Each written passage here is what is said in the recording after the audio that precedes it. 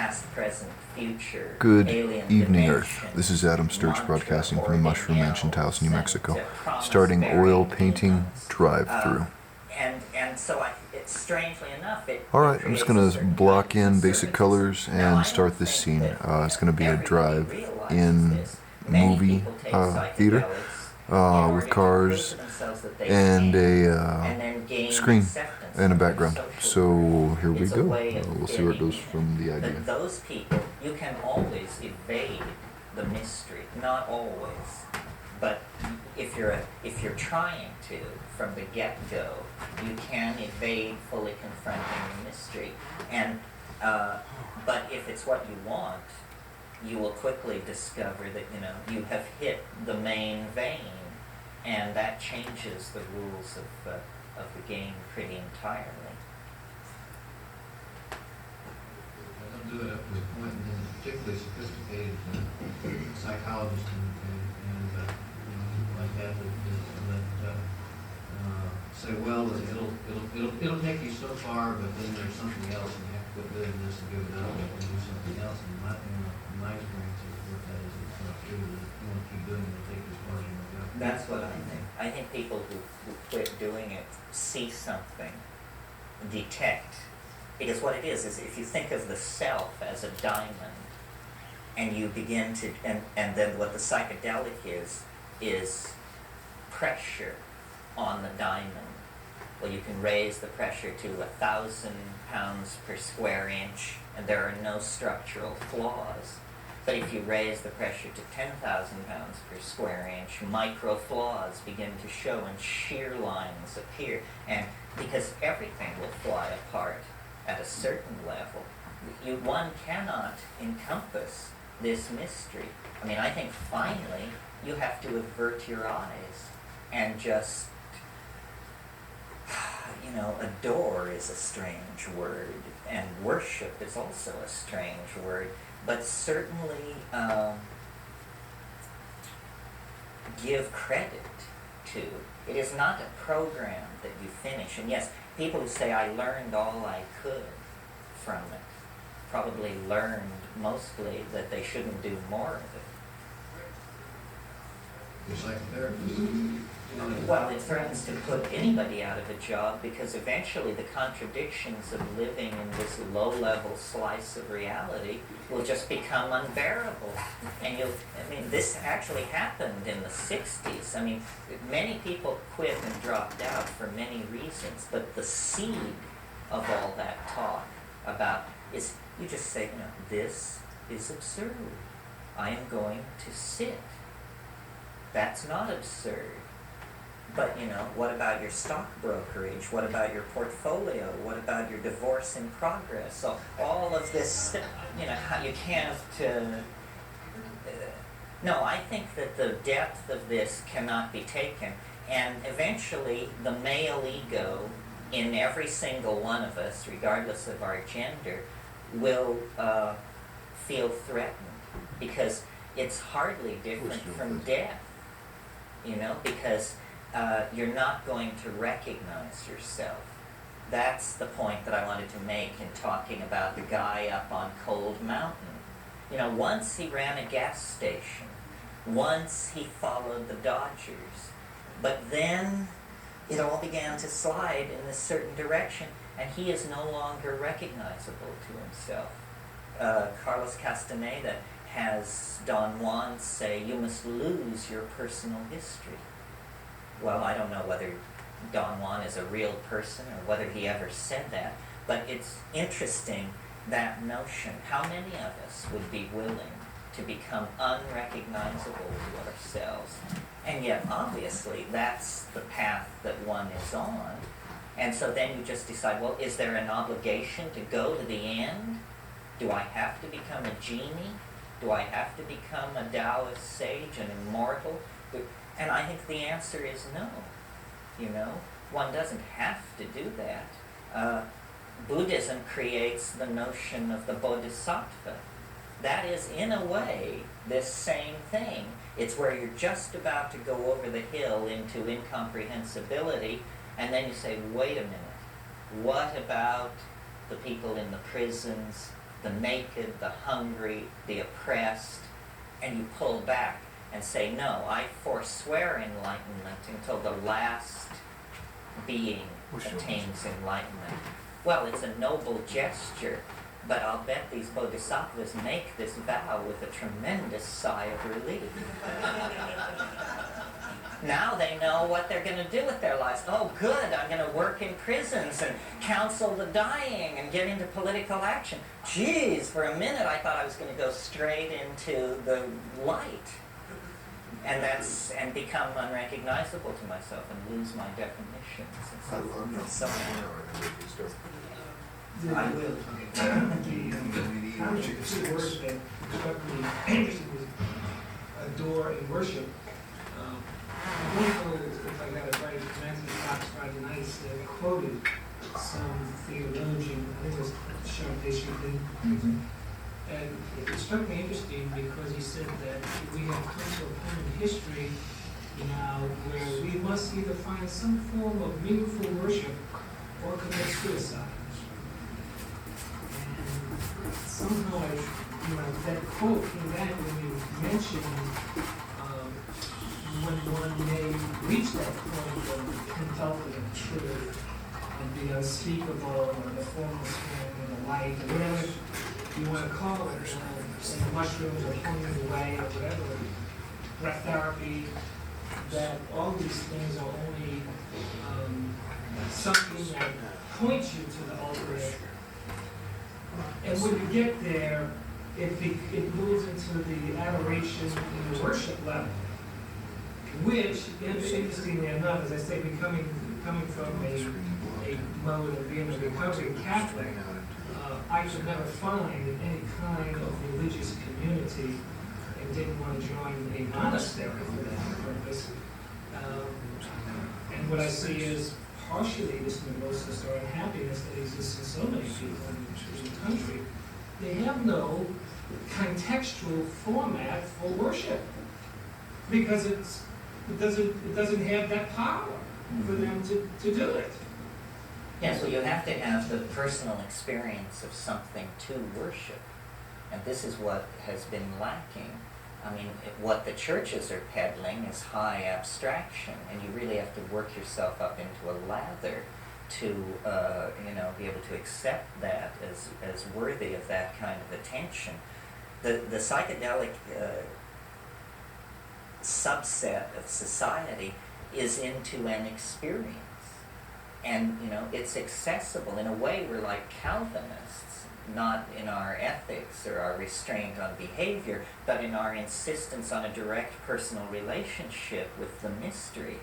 And this is something very new. We have really accepted the idea that truth descends through hierarchies, basically from Newsweek and Time and the Washington Post down to us as consumers of these various images of what is going on.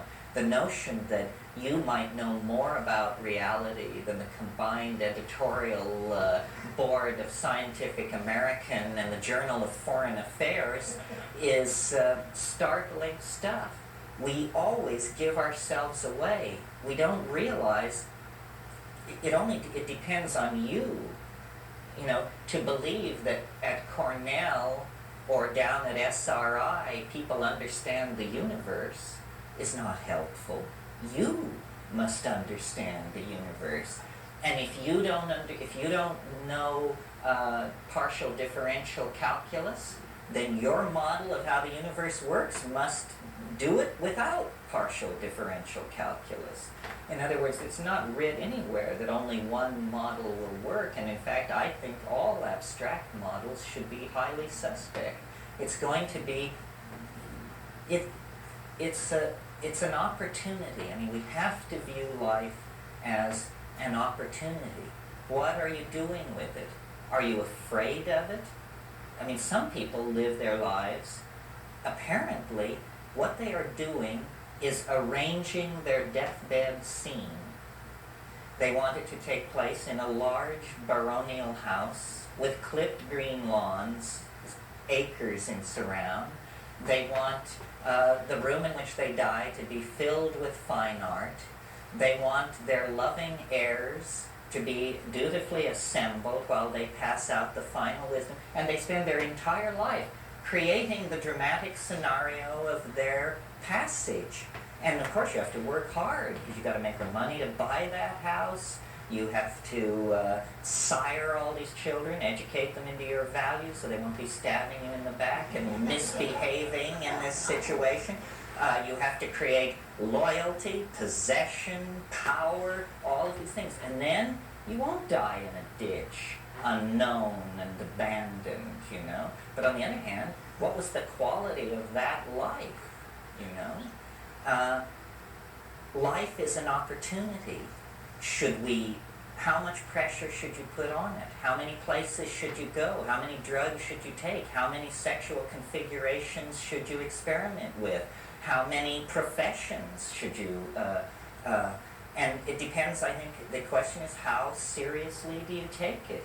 Do you just think life is a lark and it's fine with you that you're going to go into a pine box and be forgotten for all eternity?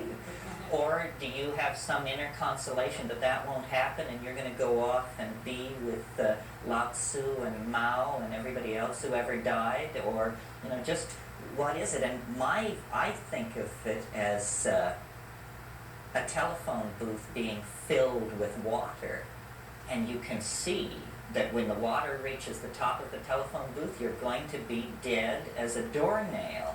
And so you have 30 years to figure it out. We are alive. There's no contest about that. It's extremely improbable that we should be alive, that we should be here thinking, feeling, sharing. The fact that we're alive throws open the whole game. Means anything is probably possible. But I doubt that it's easy. I'll bet you have to be very, very smart to figure out what's going on and get it right. And so I guess I have a sort of private religion of intelligence. It isn't how good you are, it's how wily you are, which was the Greek virtue of Odysseus, you know. That was always his epitaph, or his epithet, was he was wily Ulysses. Reality is some kind of maze. It isn't to the swift that the race goes. A maze, a puzzle garden that you walk through to try and find your way out. The race isn't to the swift, it's to the thoughtful, the careful, the one who can tease it all apart. Well, for puzzle solving, the psychedelic is this tremendously powerful tool because it extends the domain of mind, and that's what's necessary to make it go. Okay, moving through these things and discussing dosage, probably in order of the likelihood of your encountering them. Mushrooms, I feel that people who weigh around 140 pounds should take 5 dry grams. This is a stiff hit. This is a committed hit. There will be difficult moments in a 5-gram trip, but on the other hand, certain questions will be solved forever for you. Because you will validate the existence of this dimension, you will see what your relationship to it is. I don't believe in diddling with these things. People tend to take tiny amounts, thinking that 1/10 of a dose is 1/10 of an experience. Well, that doesn't work like that. I mean, half a dose can be no experience at all. And a full dose can feel like 10 of these experiences. So trivializing it is really, and I use this word advisedly, but sinful, because you're trivializing the only mystery, or it's like trivializing sex. I mean, the ordinary objections to pornography are not my objections. But to my mind, a very strong objection to pornography is that it trivializes. And anything which trivializes anything central to our self-definition is bad mental hygiene. It's about the only way I could put it. And taking small doses of psychedelics tends to trivialize them. And there are people who probably take LSD every weekend and go dancing and have done this for years and have no idea what LSD is capable of. The main shift in the use pattern with LSD is from, it may have been childish, but the style of the 60s was, how many mics can you bolt down? You know, have you had the 500? Have you had the 1,000? Have you had the 2,000? Well, eventually it becomes moot because you just dissolve into shimmering atoms for longer and longer periods of time on these trips.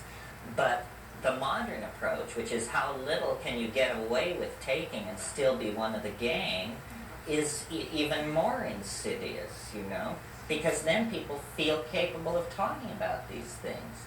And you know, there are people who feel that their opinions on the psychedelic experience should be weighed very carefully, who have only taken MDMA. Well, listen, I've got news for you. I mean, that is to the domain we're talking about like a broken tricycle to a Testarossa Ferrari.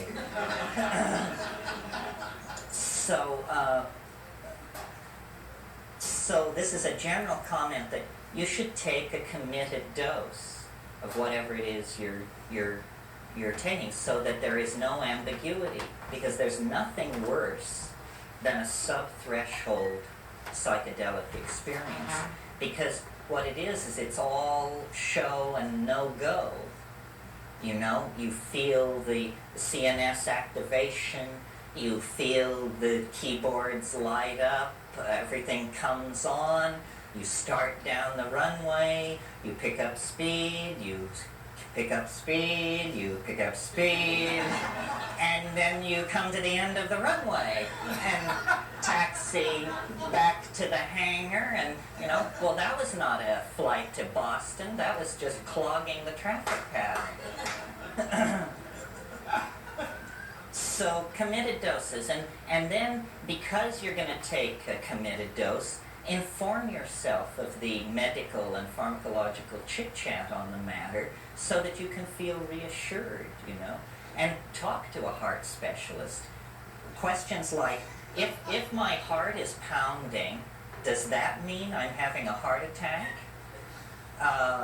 What is a fibrillation, and how will I recognize it? Because you can have very odd feelings and not be in any danger whatsoever, you know, and your heart can pound, it's made to pound. Look at all these aerobic exercise freaks. Well, the fact that you're sitting still and this begins to happen doesn't mean that you've been shoved to death's door. It just means, you know, that everything is equalizing and coming to some kind of equilibrium, and you're passing through a transition. These drugs do have a kind of Mach barrier. In other words, there is a barrier somewhat like the speed of sound. It's a pharmacological and physiological barrier. So you take the compound, the plant, whatever it is, nothing happens for 40 minutes or so except false starts and little things, and you have to go pee, and then you come back and you sit down, and then it begins to come on, and it's like, it can have many manifestations, but it can be chills, tremoring, knotted stomach, nausea, just restlessness, so forth and so on. This is what I call, taking a page from the engineering book, Q. Q in engineering circles is vibration in a physical system. And you may even, when they launch the space shuttle, if you listen to the radio chit-chat, they will say, approaching max Q, and then they'll say max Q mark, and then they're through that. What that means is that as the system approaches a transition, it begins to shake. It begins to shake as though it's going to shake to pieces. And the Q forces are building on all the air surfaces, the airframe. Then you break through that, Q falls to zero, and you're in the cool, you know, main engine cutoff. You are now in orbit. All vibration has ceased. Noise has ceased. You are in orbit. You are weightless. You are there. It's different. Now you shut down all these switches related to the launch procedure and begin to set a course through a different kind of medium, a medium characterized by smoothness, stillness, and that sort of thing. LSD, I don't see anything wrong with 300, 400 micrograms as an initial dose.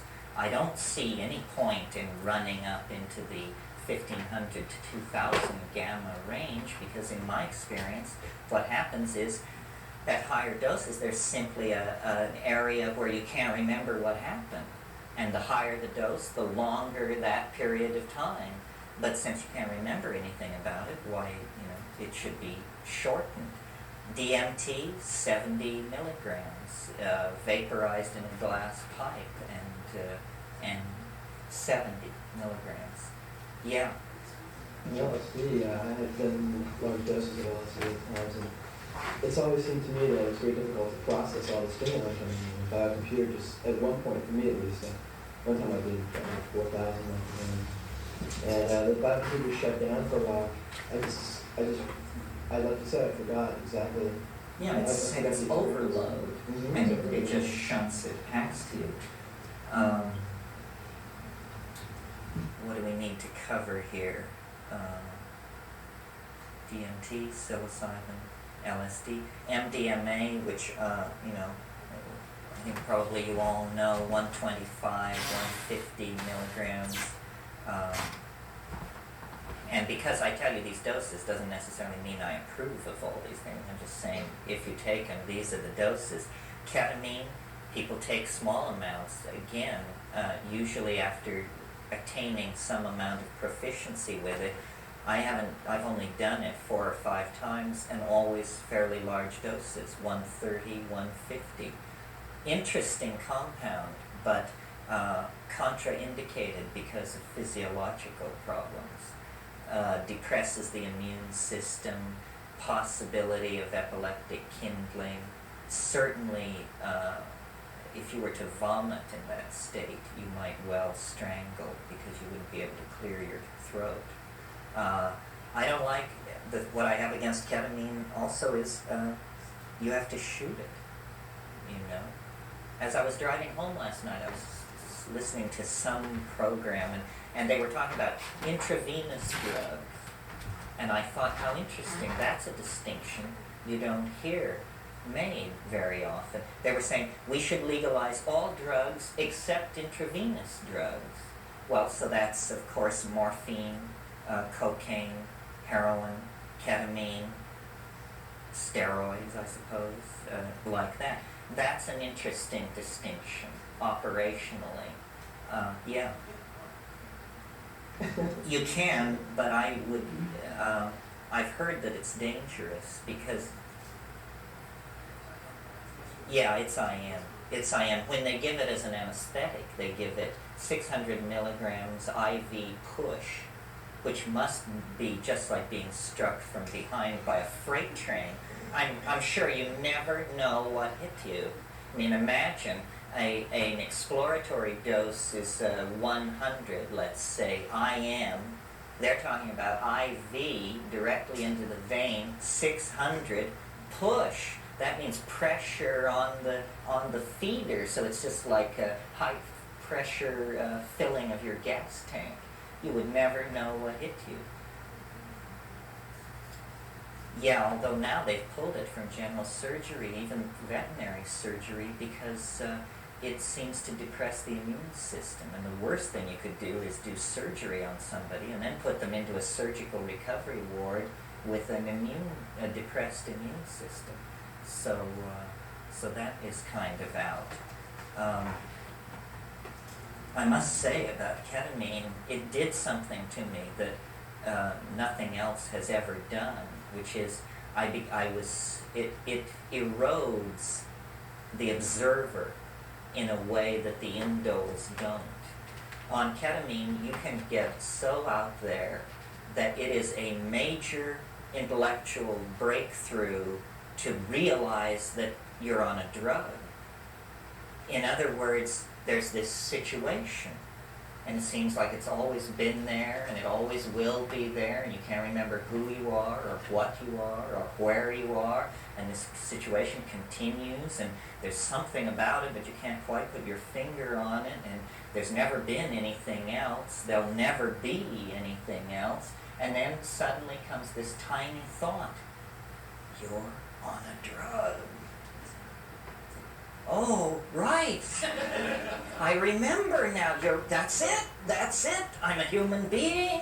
I took a drug. I'm a human being, and I took a drug, and that's what this is. This is a trip. Right. That's it. This is a trip. I'm on a trip.